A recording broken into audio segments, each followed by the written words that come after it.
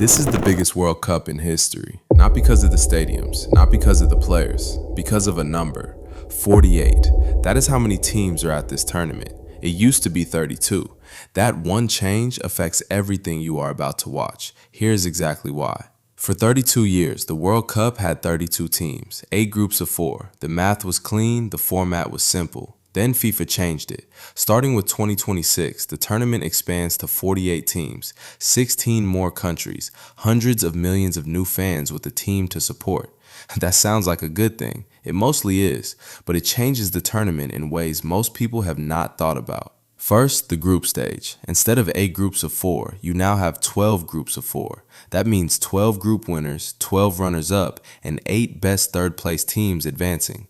32 teams total move through to the knockout stage. The path is longer, the tournament is bigger. Second, more games. 32 teams meant 64 matches total. 48 teams means 104 matches. That is 40 extra games across 3 countries and 16 stadiums. More football, more drama, more upsets. Third, the best third place rule. This is new and it matters. In a 32-team World Cup, finishing third in your group meant going home. In a 48-team World Cup, the 8 best third place teams across all 12 groups still advance. Your group stage is not over until the final whistle of the last group match.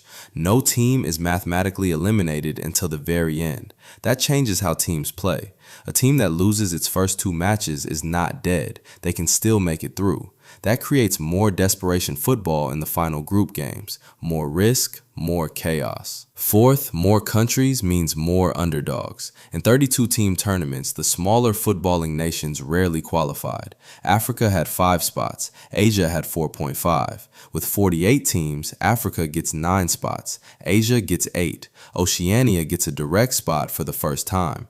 Countries that have never been to a World Cup before are here, and some of them will cause problems. Fifth, 3 host nations. The USA, Mexico, and Canada are all hosting.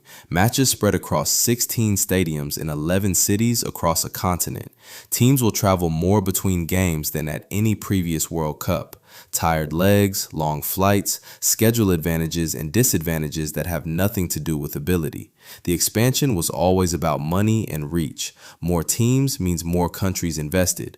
More countries invested means more broadcast deals, more sponsorships, more everything. But on the pitch, it also means more surprises, more moments nobody predicted, more teams that were supposed to go home in the group stage making deep runs. The best teams in the world just got 16 more problems to deal with. 48 teams, 104 matches, 3 countries, 1 champion. The numbers are bigger, so are the stakes. The game has not changed. Everything around it has. You're welcome.